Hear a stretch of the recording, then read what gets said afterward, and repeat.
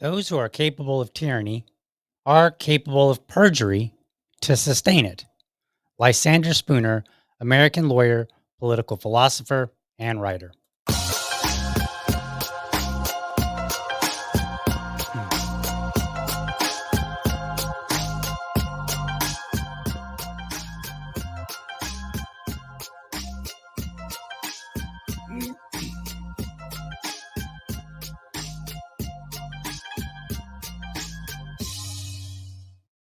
All right. Good morning. Welcome to another episode of the Liberty Dad Podcast, a discussion on politics and culture.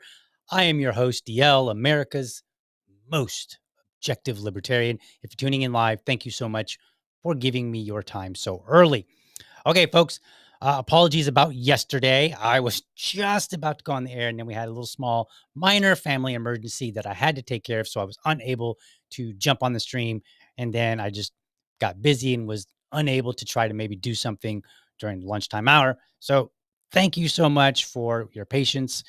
As we all know, I try to stream 7:30 Monday through Friday, but right now, podcasting, streaming, it's a little bit down on the priority list, right? Family obviously comes first.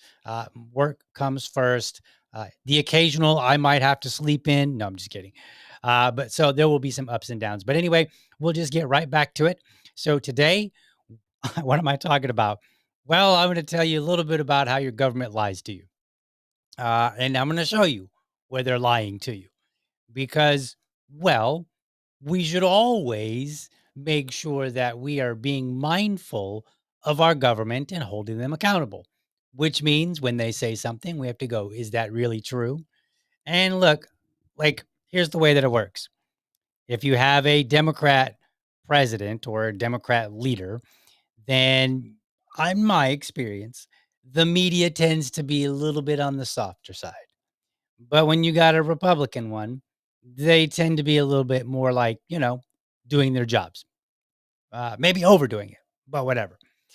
So what I'm going to do is I will be that person for all of them. Doesn't matter. Republican, Democrat, you can count on me. If there was a libertarian, I'll hold them accountable too. Right? There are no sacred cows here. So let's get into it. I'm gonna show you some videos, and then we're just gonna walk through, and we're gonna see where the government hasn't been so forthright. So let's take a look at this first video. This is always some good stuff here. Let's see. Let's turn that off. Let's do. There we go. All right. Bam. Jesse, when you're listening to all these liberal reporters, they keep calling him a Maryland man. Okay, so I'm jumping right in. This is Pam Bondi, of course, and she's talking about the man from Maryland. We're not allowed to call him a Maryland man. We'll get to that in a minute. But his name is Abrego Garcia. I've talked about him in the past. He was just briefly, he was the guy that came over here when he was 16. He did not file for asylum, even though that's why he left his home country of El Salvador, fearing violence. He came over here, lived with his brother, who is a U.S. citizen, in Maryland, and he's now roughly about 30 years old. Okay, so he came here about 2011, and then in 2019 he got picked up while at Home Depot, and that basically started the process where eventually the court ruled that he could be deported, but not to El Salvador. Then scroll forward, 2025, Trump administration finds him and says, "Hey, you're going to El Salvador," and sent him along. Okay, so that's what we're talking about, and so everybody's having a big fit because they're like, "Wait a minute, looks like you sent a guy who whose only crime, if you will, was entering illegally. That's his only crime. Like when I say crime, I mean as far as what's on the books, not necessarily what I agree with. So let's listen to what she has to say about this man because people are really bothered by the fact that we're calling him a Maryland man. Not a Maryland man. He's part of a foreign terrorist organization. He's a member of MS-13, who, as you laid out in your monologue, came to this country and committed just gang acts. I like that. She's like, he committed just, and then I swear it's just, if you look at her lips and you just kind of follow the conversation, I swear she wanted to say unspeakable acts, but she couldn't. So she replaced it with gang act. Like, just let me scroll that back just a wee bit here. Just listen. Just gang acts. See, she's like, and it's like she opens her mouth like she wants to say something. It almost like I just get the feeling, I can't prove it. I get the feeling that she wanted to say unspeakable acts, but she's like, no, I can't say that.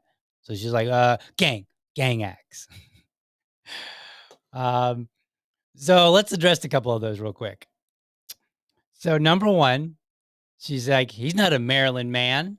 Now, there's no definition of what constitutes a Maryland man. Like most people would probably say, like, oh, to call you a Florida man, or to call you a Maryland man, or a Chicago man, or any kind, man associated with a particular location, a city or a state. More than likely, we're just going to be like, how long you lived there? Like if when I just like I moved to Jacksonville in like 2013, and so 2014, it would kind of be weird to say, "Oh, he's a Florida man," because I've only been here like less than a year. But now in 2025, like I'm Florida man, okay, not the crazy kind, just regular boring guy that never gets any news attention. I'm Florida man now, right? I could be a Jacksonville man because I've been here long enough. And there's something called the heap of sand paradox. It basically is like you have this pile of sand. When is it a heap? And then somebody's like, "Oh yeah, it looks like a heap," so you call it a heap. But then you start taking a grain of sand off, and at what point is it no longer a heap? And it's this paradox. You don't have to really get into it, but I think that kind of applies to when we say so and so is a Maryland man or a Jacksonville man or a whatever man, right? Like you've got to have lived there, but there's no set time. So is it 10 years, 5 years? Who knows? Right. But we know that you have to live somewhere to kind of be able to say you're one of this group, this designation, right? Like if I just moved again to Jacksonville, I'm not yet a Jacksonville man, right? I mean, I guess you could technically say it, but most people would be like, "Yeah, you just got here. You're really more like a South Carolina man or a North Carolina man," because I lived on the border of North Carolina, South Carolina. So there's that issue. I think when you leave your home country at 16 and you go to a state and then you live there between 2011 and 2025 when you're finally deported. When you live there for 14 years, I'm going to say, based on that standard, you're a Maryland man, right? You might be illegal, right? You can have that conversation if you want, but you're a Maryland man. I mean, you think of it this way: Abrego Garcia has lived almost half his life and all of his adult life in Maryland without even being accused or committing, either accused or convicted of committing any violent crimes. None. Now, if I move somewhere and I've lived there 8 years and I didn't commit any crimes other than maybe my initial one from long ago where I wasn't supposed to be here, right? Are you gonna be like, "No, DL, you're not really," like, no, you would normally say, "Hey, you've lived here for 8 years, you're one of us. You're a Maryland man. You're a Jacksonville man," right? That's what we said. We would base it on time. It's kinda like, I just know it. I know it when I hear it. Right? That's what's going on here. But she's like, "No, he's not a Maryland man." Why is she saying that? Well, because she has to. Because people are looking at this case and they're like, "Wait a minute. Some things don't seem to be right." She also mentioned that he's a foreign terrorist, part of a foreign terrorist organization. So let's just clear the record here. That's convenient for the government to say, but remember, before January 20th, when Trump signed his executive order designating certain organizations as foreign terrorist organization, he wasn't. Like nobody was like, "Man, I bet that gang is a foreign terrorist organization." Nobody was calling him that. Right? I mean, you might have had some key people casually saying, "Hey, some of their activities are terrorist like whatever." But formally, no government agency was calling any of these groups terrorist, not in any formal sense. So he came here from 2011 to 2024, all the way through 2024, and he was not part of a foreign terrorist organization. Then all of a sudden, Trump's like, "You know what? How about this? All these people, they're now foreign terrorist organizations." And so then all of a sudden, this guy who's alleged to be a member of this gang is now considered a foreign terrorist organization. And then Pam Bondi gets to go all over the media on her little media tour and be like, "He's a terrorist." Oh, how convenient. He's a terrorist as of 3 months ago, right? Like 4 months ago. And then she's like, "Gang acts." Well, nowhere in any prior cases, in any of the court documents, because I read all 30 some of them. There's like 32 or something like that. And I read them. Nowhere does the government say, "Yep, you committed gang acts." Nowhere. There's not a single gang act. In fact, there's not even a violent act of any kind. There's not a criminal act of any kind other than entering the US illegally, which is considered a crime. It's considered a misdemeanor on the federal level. So, so he's like, these gang acts, it's just something she made up because there's no evidence so far of it. If the government has new evidence, they should present it. But for public evidence, there is none. Zilch, none, nada. Let's continue listening because maybe she redeems herself and she speaks more truthfully in the last 30 seconds or so. He was caught, and he was two judges, an immigration judge and an appellate judge, ruled that he was an MS-13 member, as well as ICE's testimony. Okay. Pam. You are not being so honest. So she says, we're going to get into this in a second, but she says that the court ruled that he was an MS-13 gang member. It's not really true. Okay. And she said ICE's testimony. That one's a bit sketchy too. But we'll get to that. Let's finish listening to her. Yet his attorneys are saying he's not affiliated with the gang. They're wrong, and he has no right to be there, but for an extra step in paperwork. I like how she describes this extra step in paperwork. Listen, I cut it too quick. Just like you said, he would go right back to El Salvador, which is his home country, where he belongs. And President Bukele does not want to give him back to the United States, nor do we want him back. All right. So let's address this. So number one, that very last part where she's like, "Hey, we're going to address the Bukele with him." In fact, let me go back to that video real quick.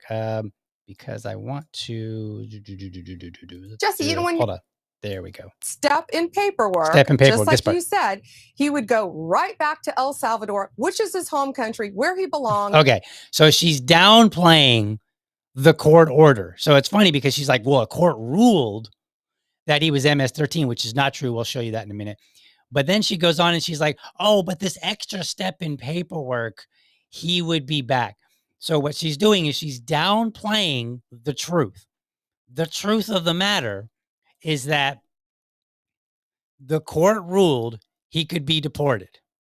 The court also ruled that he that he could not be deported explicitly to El Salvador.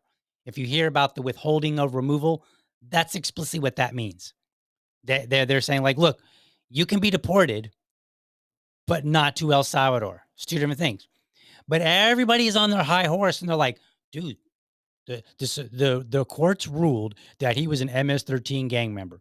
They're like, so therefore we need to adhere to the rule of law. That's what the court said, and the court said that he could be deported, like he didn't have any legal status here, which is true. So we got to deport him. So everybody's hung up on those parts of what the court said. But then when we get to the court also said he couldn't be deported to El Salvador, and then we're like, wait a minute. The Trump administration deported this man to El Salvador. You guys got this wrong.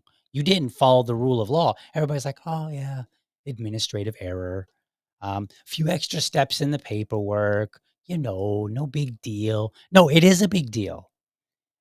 If you want people to obey the law, then you should also want the government to obey the law. And however angry you're going to be and how much punishment you want doled out to people for not following the law, you should also want that for your government when they're not following. Otherwise, spare me the nonsense about how you're all about rule of law. You're not. You just want to kick brown people out. And I hate to say it that way, but you guys aren't really leaving me any choice. When people are so inconsistent, when they're like, oh, when they make a big deal out of one part of the court order, but downplay the rest of it because it implicates their guy, basically the guy that they voted for, then no, you don't care about the rule of law. You care about it when it's convenient, when it fits your narrative. That's unacceptable. You're not being a good American. You're just not. Now let's address this, whether or not the court ruled him an MS-13 gang member. So let me show you some images here. This comes from his court cases. Okay. So this is from his 2019, and it's in the show notes. You can go and look. This first item, the first three images are going to be from document 11, exhibit A. Go to the show notes, click on that link. There's like 30 some documents. That's where you're going to find this one and the next two. And then the fourth one, I'll tell you where that one is found as well. But these are the court documents from 2019. So this is what the court found, and this is specifically his bond hearing. So it says the respondent contends that the form I-213 in his case erroneously states that he was detained in connection to a murder investigation. That's actually true. So this form I-213 said that he was in connection to a murder investigation. But when you actually look further into the case, you find out that what actually happened was he was arrested at a Home Depot. So some detective saw several guys at a Home Depot loitering, as he called it, and pulled and stopped them and arrested Abrego. And then later, a confidant, an informant, said, yeah, that dude's totally MS-13. So that's how that played out. And that's in the court documents. But I want you to hear this. He also claims that I-213 is internally contradicts itself as to whether the respondent fears returning to El Salvador. Okay. So as early as 2019, he was saying, look, I fear going to El Salvador, and I'm not a gang member. He was contesting this whole time. This is not new. He's not newly contesting it. Here's the highlighted part. This is what's good. The reason for the respondent's arrest given on his form I-213 does appear at odds with the gang field interview sheet, which states that the respondent was approached because he and others were loitering outside of a Home Depot. Oh, okay. So the court identifies that there's some problems, some inconsistencies with the document. Form I-213 is inconsistent with the gang field interview sheet. They don't match. One says there's a murder investigation and also says that he's a gang member. The other one says, hey, we arrested him at Home Depot for loitering. So the government needs to decide which is it. All right. So now let's go to the next image here. All right. And again, we are still in document 11, exhibit A. You can find it in the show notes link. Okay, so here we go. The next one, after considering the information provided by both parties, the court concluded that no bond was appropriate in this matter. The court first reasoned, this is where we need to pay attention. Reading comprehension comes into play here. The court first reasoned that the respondent failed to meet his burden of demonstrating that his release from custody would not pose a danger to others, as the evidence shows that he is a verified member of MS-13. So the court didn't rule that he was MS-13 and therefore not permitted to be released from custody. What they ruled was that his job was to prove that he wasn't a danger to others, and he didn't do it. And they said, hey, this evidence here says you're a verified gang member.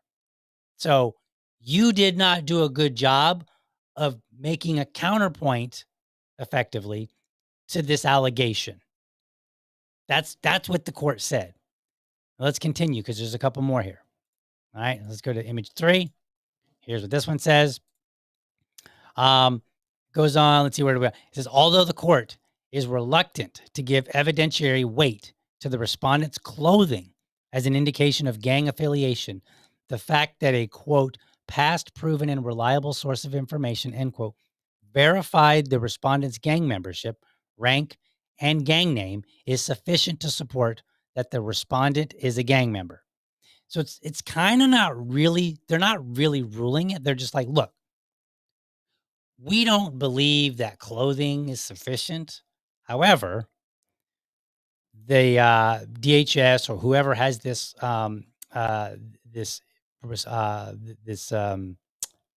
reliable source of information, this confidant, right? Whoever's running this guy, they have said that they have been proven.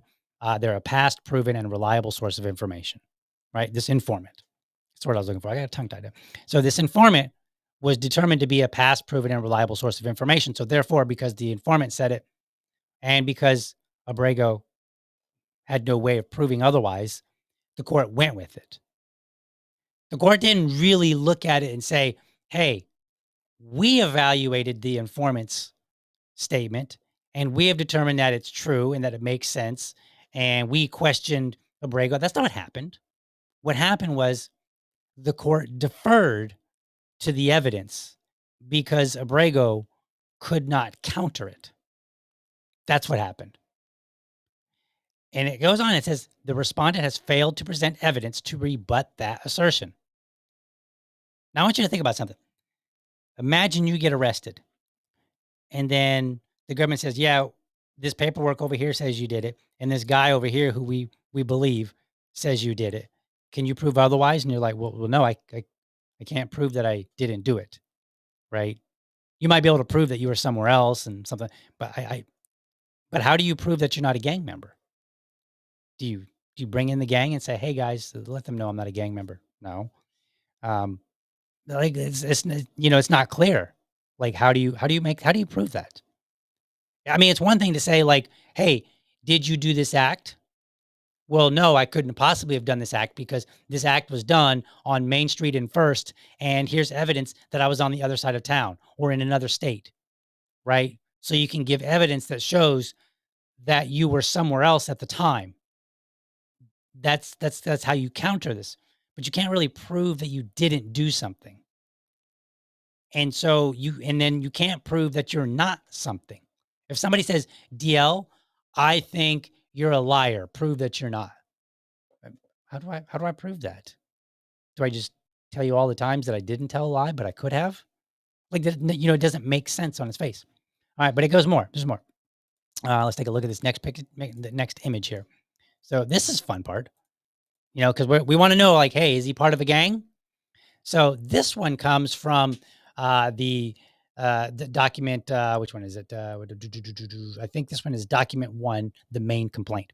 So it says the GFIS explained that the only reason to believe plaintiff Abrego Garcia was a gang member was that he was, quote, wearing a Chicago Bulls hat and hoodie, and that a confidential informant advised that he was an active member of MS-13 with the Westerns clique.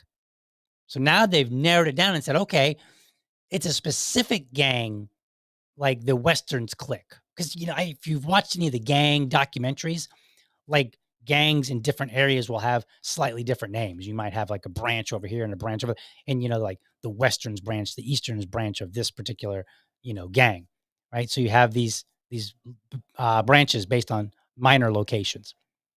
Then it goes on to say the Westerns clique operates in Brentwood, Long Island, in New York, a state that plaintiff Abrego Garcia has never lived in. Oh, so he's never even lived in the state for which the gang that he's supposedly associated with primarily operates. So now I think more onus is on the government to say, well, this is how we know, despite the fact that he has no identifying marks. He's never, we have no violent crimes that gangs are known to do. We have no violent crimes that we can associate with him with. There's no allegations of violent crimes for him. And we now have to prove that he's part of a gang that operates in another state that he's never been in. Like, as far as I'm concerned, no, the evidence from the court documents do not show that the court ruled anything. What they did is they went along with it. Now, maybe you can call that ruling, but I think that they're playing a little bit loose with the language here, and they're leading people to believe something that isn't quite true. They're leading people to believe that the court itself looked at all the information and said, this information is good information. We've evaluated it and it makes sense. Timelines match up, so on and so forth. That's what people get the impression of when you say the court ruled. Well, really what they ruled, again, is that, hey, in absence of a good argument, we're going to go with these forms, the I-213 and the gang field interview sheet, the GFIS. And so they're like, because they generally consider those to be admissible and solid, good evidence. In fact, the full context is that the court holds forms, the form I-213 as, quote, inherently trustworthy and admissible. So in order to, you have to have evidence to the contrary to say otherwise. And then this image here, it points out problems with the government's own evidence. Like right here. Like, wait a minute, he's part of a gang in another state? Like, what's he just chilling and waiting for his moment? 8 years later? Like, he's been in the country for, since 2011. So for 14 years, he's been part of a gang, or some part of that 14 years, part of a gang out of a state that he's never been to. They have no evidence that he's been there. Now, if you've got evidence that he's been there, then present it. Present this evidence. But that's not what happened. So I'm going to go ahead and say that this one, lying. Government is lying to us on this. Pam Bondi flat out lied, right? Like, how can you see it any other way? When you're looking at the court documents, right? She told a lie. Or she's at least playing loose with the language. Foreign terrorist organization, even though that only came about 3 months ago. Gang acts, even though there's none listed. Not a single act is listed. He was arrested at Home Depot with other people looking for work. Is that a gang act? That seems crazy. Now, some people go, oh, dude, he was illegal. And we're not going to get into this too much, but people go, oh, he's illegal. That's enough. Okay, well, we're also talking about sending him to a third world prison that's literally named for terrorists. Perhaps if America wants to be great, we don't send people to a third world prison for terrorists for simply entering a country illegally when they were 16 and then going on to do all the things that we say we want out of our immigrants, which is to find work, find love, raise a family, live peaceably within our community. He did all of those things.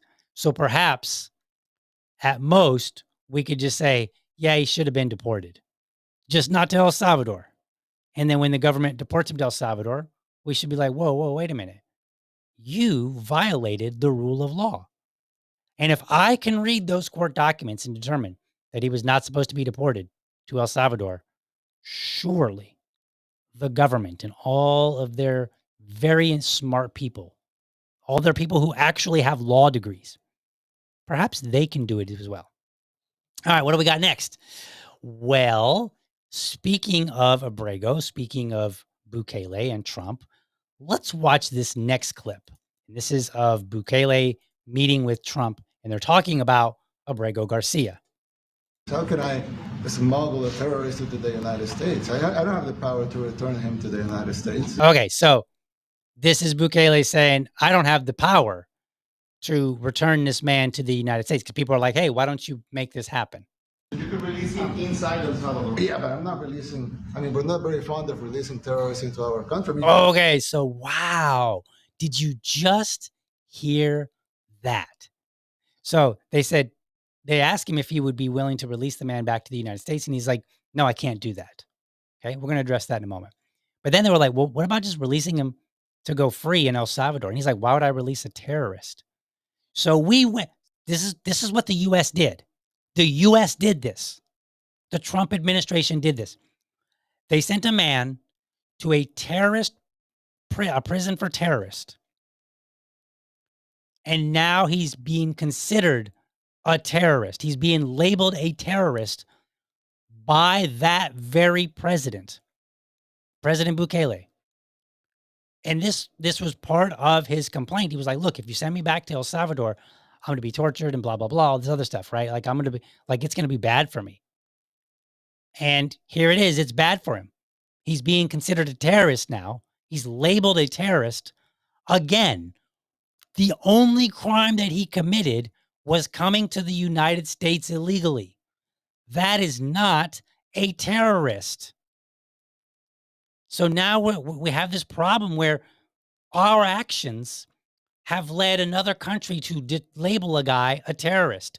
Who knows what kind of things they do to terrorists in El Salvador. Let's continue listening. We just turned the murder capital of the world into the safest country of the Western Hemisphere, and you want us to go back into the releasing criminals so we can go back to being the murder capital of the world? No, that's not going to happen. Okay, so now he's like, look, you want us, like, I just cleaned up the streets, and you want us to go back by releasing this criminal? So again, there's no evidence of a violent crime.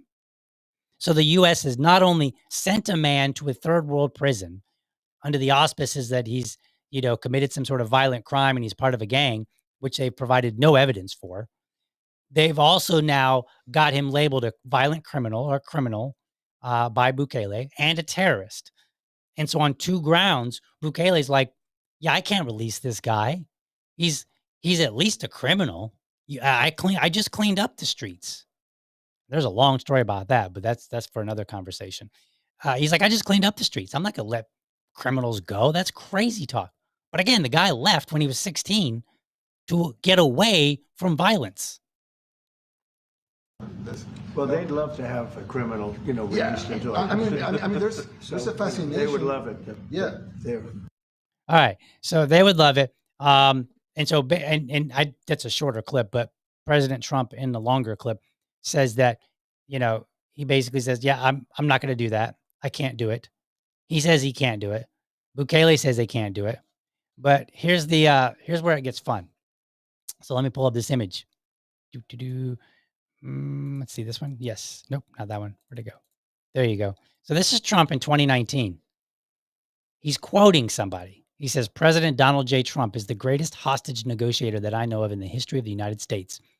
20 hostages, many in impossible circumstances, have been released in the last 2 years. No money was paid. That was allegedly said of the chief hostage negotiator for the USA. So Trump is the greatest hostage negotiator in the history of the United States, but he can't negotiate and figure out how to bring one man back that he erroneously sent. That's weird. Some hostage negotiator he is. Is he lying? Perhaps. I think so. I mean, we just watched him. Like all the right wingers are out there, and I got a show planned for this. But all the right wingers out there are praising him for his negotiation tactics with tariffs. Look, he imposed this tariff, and now look, they're bringing jobs back. Trump knows what he's doing, so he can negotiate with entire countries to bring entire workforces to the United States. Allegedly, he can do that. He was labeled supposedly as the greatest hostage negotiator in the history of the United States. And he can't figure out how to get one man back from a prison that he sent that wasn't supposed to be there.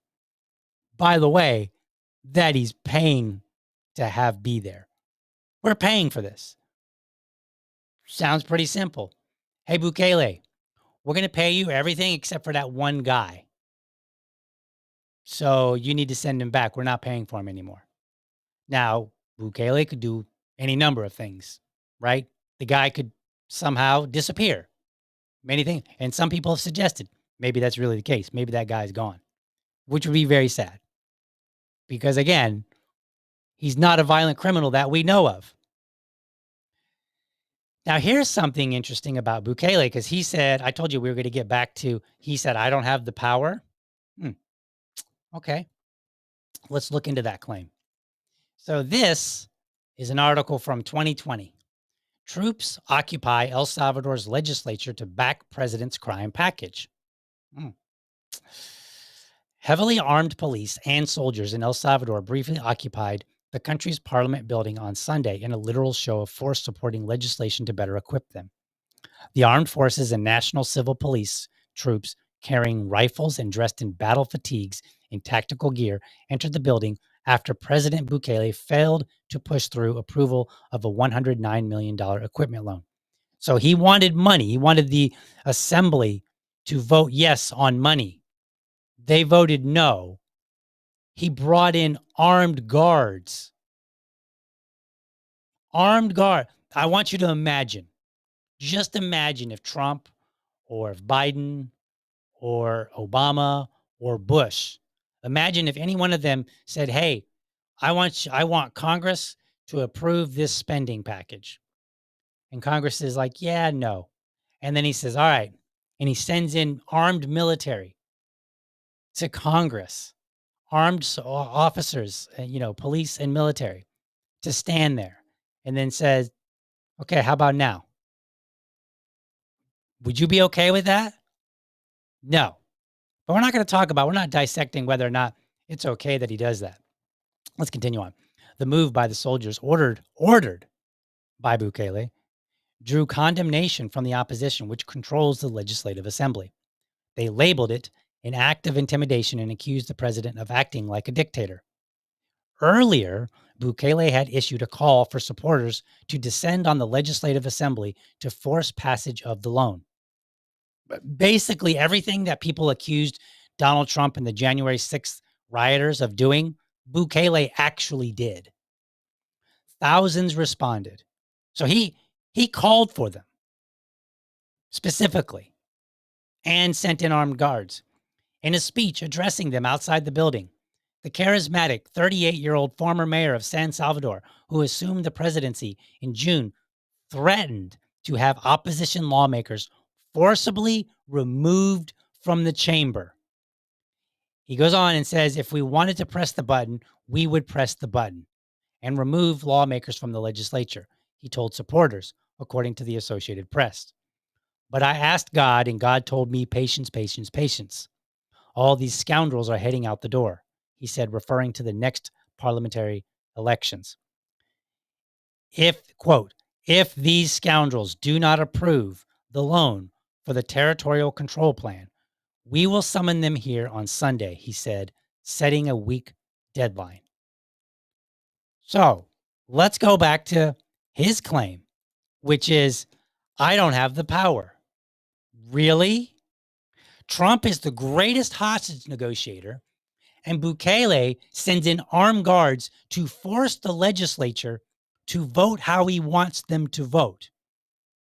But neither one of them can figure out how to bring a man out of a prison that Bukele has the authority over? Really? Because I'm not buying it. That is a lie. An absolute lie. All right. Let's do a quick intermission here real quick. And then we will be back. Oh, got a comment here. Got a comment. We got some comments in here. So thank you, Chris, who is watching on Facebook. I'm from south of Boston. They call us Southies. And he asked if I ever wrangled an alligator. No, I have not. Why? Because I value my life. I mean, I'm 5'3". I weigh 120 pounds. You think I'm gonna like if it's a baby alligator, maybe like one of those little short ones that's like as long as your forearm? Sure, I'll go wrangle that one. But like a full size alligator, nah, not doing that. Like that's just not me. That's not the kind of things that I do. Like no shade to anybody that does that. I know there are people that like to wrestle alligators, and hey, if you've got the kahunas that size, you go right ahead. And if people want to call me like all kind of names because I won't, I will sit here safely on my couch, smiling, knowing that I'm not getting eaten by an alligator. You got to know your limits, folks. You just got to know your limits. That's my limit. So, but thank you again for watching, Mr. Southie. So, but yeah, like, and look, back to my point. If today I moved to South Boston or south of Boston, I might be considered by some who don't know any better a Southie. But the moment they start talking to me, they're going to be like, oh, they're going to have some other term, right? Like a transplant or whatever. They're going to, there's some other term to identify that, yeah, you haven't been here long enough to be considered one of us. That's how it works. So I'm right, as usual.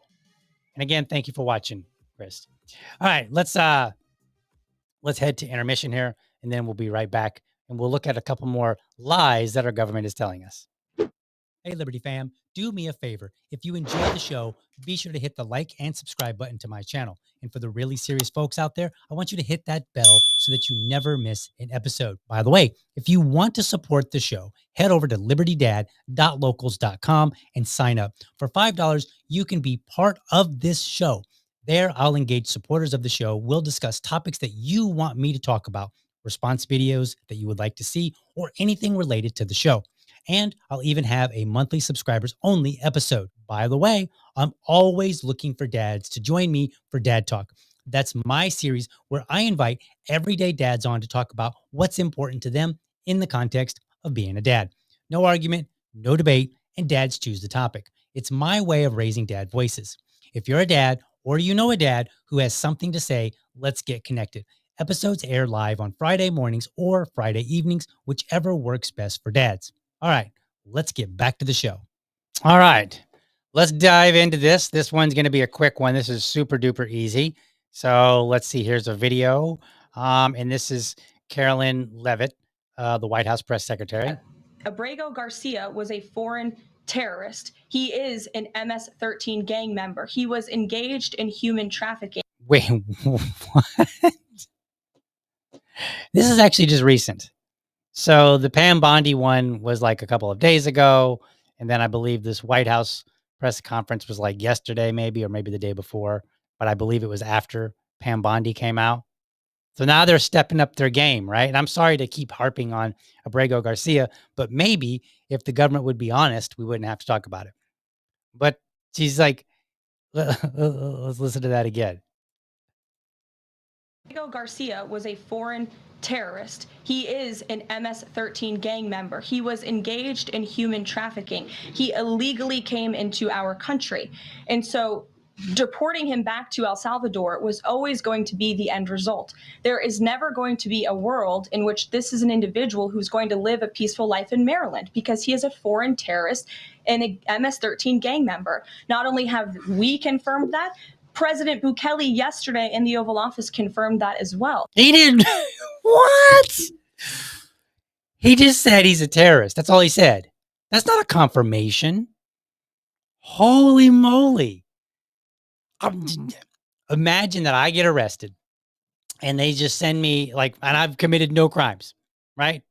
I'm a U.S. citizen, but imagine that the Trump administration kicks in my door while I'm live streaming right now, and they arrest me, and they ship me off, and then later people are saying, hey, wait a minute, I'm pretty sure that DL, he's just a critic of the administration. He was born in the United States. He's not a terrorist of any kind. You got your facts wrong, blah, blah, blah. And then the dictator from another country is like, yeah, why would I release a terrorist? That's not a confirmation.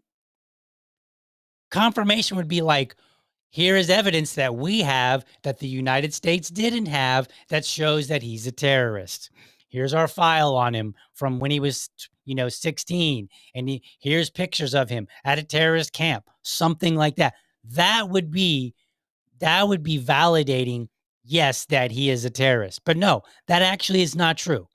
He didn't confirm anything. He just said it. That's it. She is lying, but she's lying about a couple of things, because at the beginning, we'll finish this.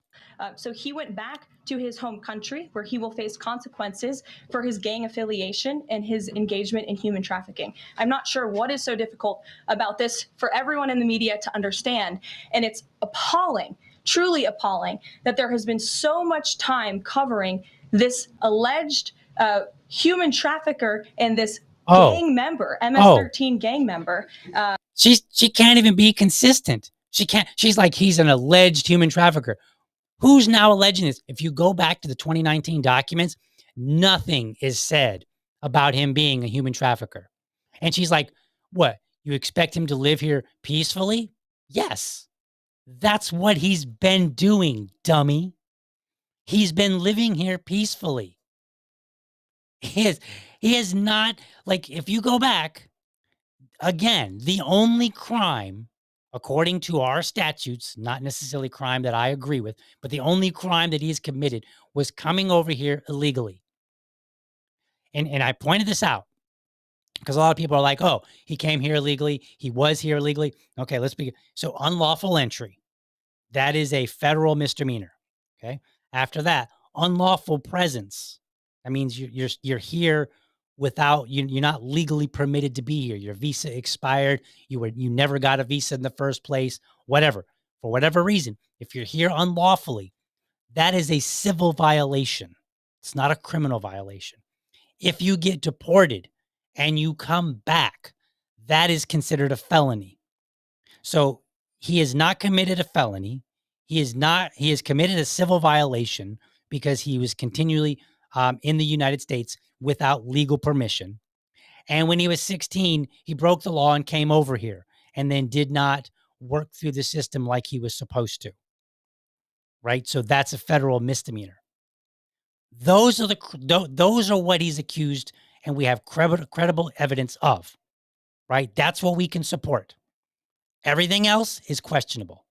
It's questionable whether he's an MS-13 gang member, because when we look at the government's own documents, even the court said, hey, there's inconsistencies. When there's inconsistencies, that means anything on those documents is subject to be questioned, including his gang membership. The fact that he couldn't prove that he wasn't a gang member doesn't make him a gang member. That's not how logic works. That's not how anybody wants to be treated. Okay? And then this new thing where she starts out and she's like, he engaged in human trafficking. And then she's like, he's alleged. Which is it? Is it alleged, or is it it's been proven? Pick one, White House press secretary, but for the love of God, at least tell us the truth. And they're not. And she's like, what's so hard about this? And then she's like, is he going to live here lawfully, peacefully? Yeah, like he has been. As far as we know, for 14 years, he has lived in this country peacefully. 14 years. So the idea that he's not going to, all of a sudden, we need some more evidence there, government. So, and I apologize for spending so much time on this one particular guy, but I saw these different clips and I was like, dude, you're lying. You're lying. You're lying. Like all these lies. So we need to address them because our government isn't being forthright with us. And how can we trust that they're going to do the right thing if they're not even willing to tell us the truth? I saw an interesting tweet the other day. It was actually yesterday by Anomaly. And he said something is like, all they had to do was deport actual people to where they're supposed to go and violent gang members. That's it. It's all the government had to do. But instead, they've done some shady stuff. Now he's talking about a little bit more. He's got a little bit different angle, but effectively, it's just the point remains. Like that's all the government really needed to do. They could have just been like, "Hey, we found this person here. Um, they were here illegally, and they didn't even try to go through the court system. So we're going to remove them to their home country. This person over here, look, we have evidence. We have, pictures, testimony, whatever, that they committed a crime. They admitted it, whatever, right? So we're getting rid of them. They're going to prison. Like that's all they could have done this very simply according to what they laid out. But it was the government who decided to do this in a quick, fast, and in a hurry and get things wrong. And now they have to lie to cover their tracks when people are like, well, wait a minute. Doesn't seem like you're actually doing what you said you were going to do. It seems like you're just scraping around. My guess, they made a promise they couldn't keep. They made a promise that they were going to get rid of all these gang members, but they didn't really know who they were. So they got to go find anybody. So they go digging through court cases and they say, who can we find that has any level of deportability? I presume that's a word. If it's not, I just made it up. Right? Who can we find that we've documented that can be deported? Get rid of them, get rid of them, get rid of them. And then tell everybody, look at all these people that we got rid of. But they're lying. Is it New York Times? Yeah, the New York Times, and I don't have this one up, but the New York Times dug in. And I think it was 238 people that were sent to El Salvador. Out of 238, like 32 of them, there's actual evidence of violent crimes. And like the New York Times, they searched the DHS, they searched ICE's database, they searched international databases, they checked news reports. They went through and they did all this homework, and they said we can only find evidence of violent crimes for 32 out of 238 people that you sent to a supermax third world prison meant for terrorists. Like again, if you want to deport violent criminals, I'm good with that. Get rid of them. I want due process to make sure that if we say you are part of this gang and you have committed this crime, that you are indeed the person, part of that gang, and you committed the crime. That's all I want. I want that to happen. That's not what happened here. And this is the most egregious case, the one that we happen to have the most information of. And it's also the one that the government seems to be lying the most about, which is weird. Because we have access to all the court documents. We can read and we can see that he was never, ever accused of being a human trafficker, nor was that in any way related to why he was arrested in the first place. He was arrested for loitering at Home Depot. They're lying. So Carolyn Leavitt, Pam Bondi, Donald Trump, and Nayib Bukele, all liars. Maybe Elon Musk is doing better. Oh yeah, there's no sacred cows around here, folks. Here's this cool image. And this was going around, okay? We're going to come back to this. But this is an image, and I cannot remember who the other guy in the video. So this is from, it says source at the bottom, Enumeration Beyond Entry System, Social Security Administration, right? And this is for September, the fiscal year end of 2025, okay? So that's his picture. But let's go to the Social Security Administration, because they made some post, and let's see what they had to say. All right, so we've got this post here. Former President Joe Biden is lying to Americans. Here are the facts. President Trump has repeatedly promised to protect Social Security and ensure higher take-home pay for seniors by ending taxation on Social Security benefits. Okay, not really going to address that one. The SSA has not permanently closed any field offices, and 50% of the technology department has not been laid off. Okay? SSA is taking common sense steps to transform how we serve the public. Last month, we spent $16.5 million to modernize telephone services nationwide. We're developing cutting-edge AI-powered tools to streamline simple tasks. Fourth one, almost done. SSA Inspector General report released while Joe Biden was president found $72 billion in improper payments from fiscal years 2015 through 2022. Okay. Here's this last one. Over 2 million illegal aliens were assigned SSNs in fiscal year 2024 alone. Now that's an interesting claim, because if we go back to Elon Musk, right? We go back to his picture here, and we see that this is basically the same thing.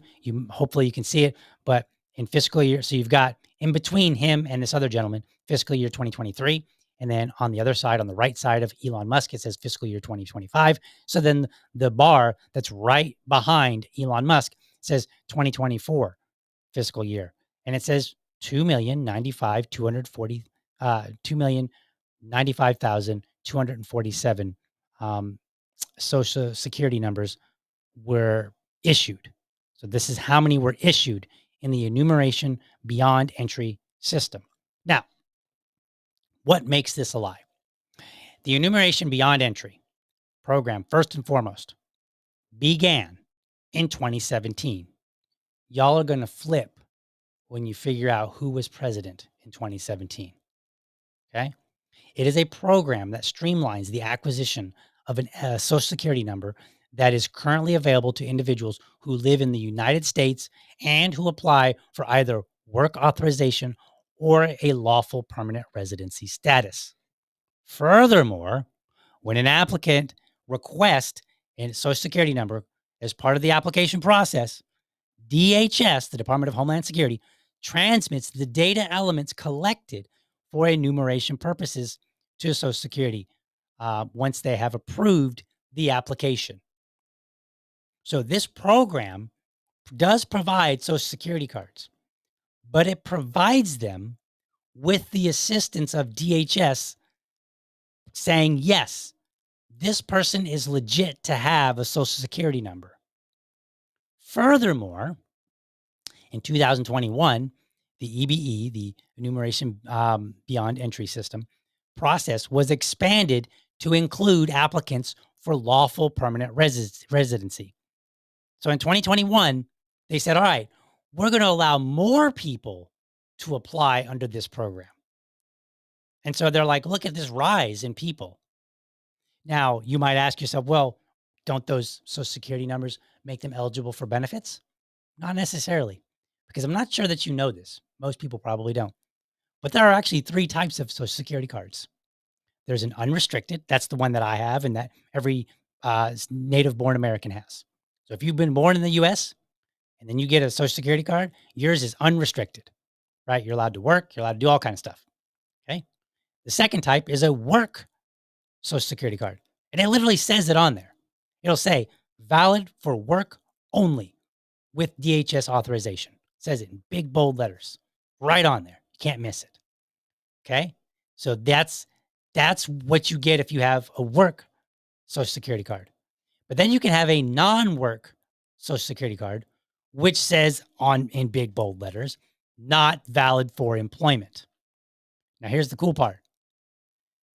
For Social Security benefits, eligibility only begins after 10 years of paying into Social Security taxes. So if you're an illegal immigrant, right, and you have a Social Security card and you're paying taxes, then it's questionable whether all those facts are true, because DHS is supposed to authorize and say, yes, Eduardo should be granted the Social Security card. And then the Social Security Administration says, all right, the DHS has approved you, and they've approved you to either have an unrestricted one or they've approved you to have a restricted one. Maybe you only get to go to work, but you don't get any benefits until you've paid 10 years into Social Security, which means you got to have, what is that? 10 years of documentation. Otherwise, how would they know? You paid in 10 years. How much did you pay? Oh, you paid this much on this year, this much this year. So, and if you're paying into it, if you're paying taxes, who else knows about it? The IRS. So something is not right here in saying, oh, 2 million illegal immigrants, because there, as Musk is saying, and let me zoom in a little bit for you folks. Let's zoom in a little bit just so you can see. Boom, we zoom in just a little there. All right. Source, enumeration beyond entry system, Social Security Administration, fiscal year end 2025. Figures show blah, blah, blah, 2024. So this is the fiscal year. So they're showing you information from the enumeration. I keep wanting to say benefits, the enumeration beyond entry system, which requires cooperation from DHS, which after the fact would now involve the IRS. Now, am I going to say that 0 Social Security cards were given to illegal immigrants? No, because, and then I'm not going to show you, I'm just going to tell you about it here, but the Office of the Inspector General performed an audit in 2019. They identified 135 duplicate Social Security numbers that are issued out of 82,000. In that report, it said, quote, a prior OIG audit identified SSA's continued risk of improper payments to beneficiaries who had multiple SSNs. For example, we found improper payments totaling approximately $46.9 million to 724 beneficiaries who received benefits under multiple SSNs for various reasons, including individuals using multiple SSNs, identity theft, and administrative errors. So I want you to think about that. 724 beneficiaries. And of that 724, some of them had multiple Social Security numbers for whatever reason. Maybe it was fraud. Maybe there was a mistake. Some of them, it was identity theft. And some of them were administrative errors. 724 beneficiaries that they determined in their prior audit. So we go back and we're seeing the audit. Now, let's just say that the audit wasn't a very good one. It's a huge leap from 724 to 2 million. Somebody has some explaining to do. And it really, from my vantage point, when I look into the information, it looks like Elon Musk is playing loose with the facts or lying. Because while it's true that 2 million people probably did get Social Security numbers, when we look at past audits, the audits don't show nearly that level, 2 million of fraud, which is what it would be. They don't show that level. But more importantly, out of the 2 million, if the 2 million was the entirety, the totality of all Social Security numbers granted in fiscal year 2024, well, I want you to think about something. Were there any that were legitimate? Is it 2 million out of 10 million? 2 million is supposed to be the total. And they're saying every single one of them. That seems like a weird thing to say. You would normally expect somebody to say something more like, out of 2 million, 500,000 were fraudulent. Okay, that would make sense, which would mean that the remaining, the 1.5 million, those were not fraudulent. And then you could identify and say, how is it that we ended up giving out 500,000 fraudulent Social Security numbers? Right? But in this particular case, what's being said is all 2 million of them, every last one of them. Not a single one was given in a program that's specifically designed to fast track people getting SSNs. That's what it is. That's all it is. It fast tracked them. Okay. Where is it? It streamlines the acquisition of an SSN that's, quote, currently available to individuals who live in the United States and who apply for a work authorization or lawful permanent residency status. So you have to apply. You have to go into the government. You have to say, I want a work authorization. Okay. So now you're not undocumented anymore because now somebody has documentation of who you are. But maybe you're lying. Maybe you present them, fake information. I don't know what that information would be, but let's say you do. Well, it's the government's job to say, no, this is not legit information. You lied to us.